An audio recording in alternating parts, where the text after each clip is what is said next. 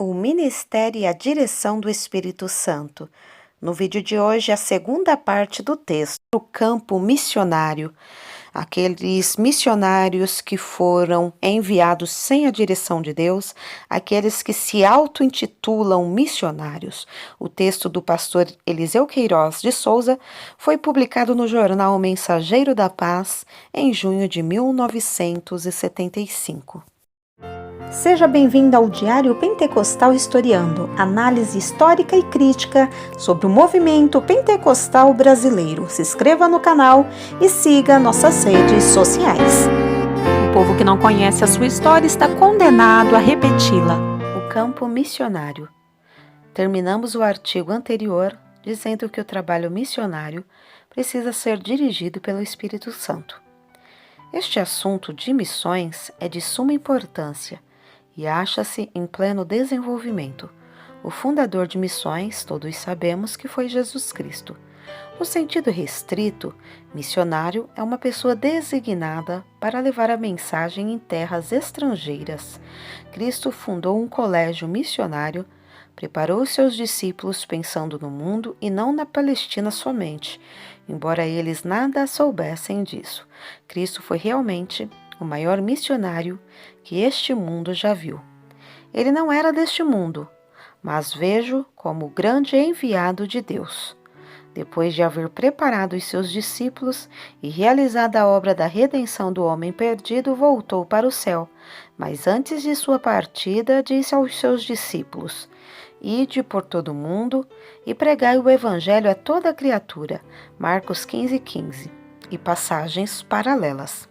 Assim como vemos que a obra missionária nasceu com a Igreja e a missão da Igreja é a da evangelização do mundo, não pode haver missão sem Igreja. Os missionários são membros de igrejas locais. De outro modo, não poderiam ser chamados missionários. Eles são enviados e mantidos pelas igrejas que os enviam. De modo que missão e igreja são uma só coisa. Nenhuma igreja deve enviar um missionário sem estar certa da direção do Espírito Santo, e ninguém deve sair ao campo de missões se não estiver certo da sua chamada para esse tão importante trabalho. Não se confundir direção com mero entusiasmo ou o desejo do obreiro. Nem todos os que mostram algum desejo são verdadeiramente chamados, e os que saem sem a direção autêntica do Espírito Santo nunca são bem-sucedidos. Pelo contrário, causam grandes estragos à obra e depois, não de muito tempo, voltam sem nada de notório ter realizado, e senão o escândalo. Quando o missionário não tem a direção e a visão da obra, ele inverte a função da sua missão. Em vez de ser um ganhador de almas, anda de igreja em igreja pedindo dinheiro e negociando com miudezas e etc.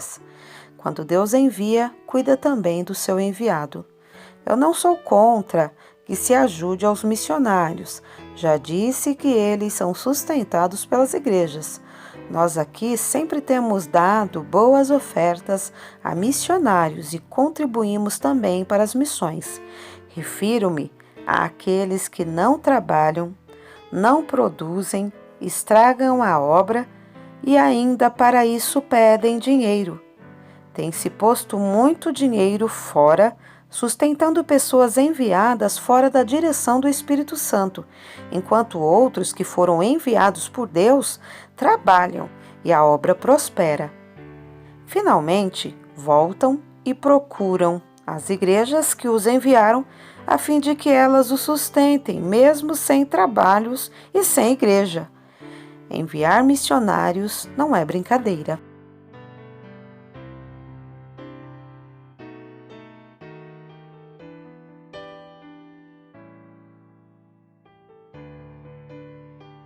Outras vezes, a iniciativa é do próprio pastor da igreja local, que deseja ver sua igreja no campo missionário, competindo com outras que lá já estão. Então, ele mesmo escolhe um missionário dentre os seus cooperadores e o envia, mesmo que o enviado não sinta direção. Isso também é uma espécie de vaidade. Só Deus pode falar à pessoa que às vezes não está precisando em sair ao trabalho, especialmente no exterior, porque Ele chama, ocasiona e prepara o homem para a obra, como fez com Abraão, quando o chamou para deixar a sua terra e os seus parentes. Abraão foi e o Senhor foi com ele. Mas nós, homens, não podemos mandar outro sair sem que ele também sinta a direção do Espírito Santo. Se uma igreja deseja cooperar com a obra missionária, não quer isso dizer que ela seja obrigada a enviar um missionário.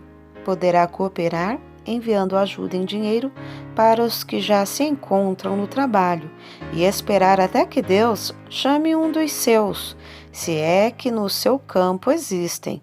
Mas isso é o que muitos não estão dispostos a fazer. Acham melhor mandar um missionário, nem que seja falsificado, isto é, não seja um autêntico missionário. Hoje em dia, se falsifica tudo, e no terreno religioso, as falsificações são abundantes. A Bíblia fala de falsos irmãos, falsos profetas e até falsos crentes. Esses negócios de falsos missionários aqui em São Paulo é como uma praga. Qualquer desviado, excluído de suas igrejas, junta um grupinho em torno de si e se intitula missionário. Aqui há muitos desse tipo. Eles se intitulam de pregadores de multidões, pregadores de cura divina, embora fique patente que as curas que eles dizem fazer são uma farsa e ninguém fica curado. Antes, as moléstias entre eles aumentam cada vez mais. Dizem também que oram por revelação do Espírito Santo. Não sei onde eles acham esse tipo de oração. Montam até escritórios, só com o fim de enganar a boa-fé dos menos esclarecidos e arranjar dinheiro. E nas suas reuniões, geralmente tiram 3 ofertas em cada reunião. Usam todos os tipos de ardis, especialmente preparados somente para tirar dinheiro do povo. Os tais não precisam ser enviados, são missionários só de nome. Bem disse deles o apóstolo São Paulo. São obreiros fraudulentos, transformando-se em apóstolos de Cristo. 2 de Coríntios 11 e 13. A fraude, além de ser pecado, é também um crime. Mas os tais não estão se incomodando com isso. Meus irmãos, eu acho que uma das principais causas do aparecimento de tanta coisa errada no seio da igreja é a consagração de pessoas fora da direção do Espírito Santo. Um homem consagrado fora da direção do Espírito Santo, em vez de ser um pastor, ele vai ser um mercenário. E os mercenários têm causado grandes estragos no trabalho do Senhor, conforme veremos em próximo artigo. Não perca a parte 3 do texto O Ministério e a Direção do Espírito Santo.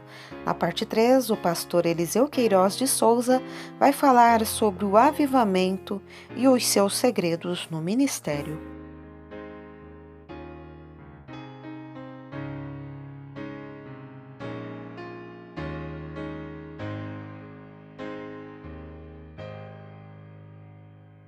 Porque nada podemos contra a verdade, senão pela verdade. Segunda carta aos Coríntios 13 e 8.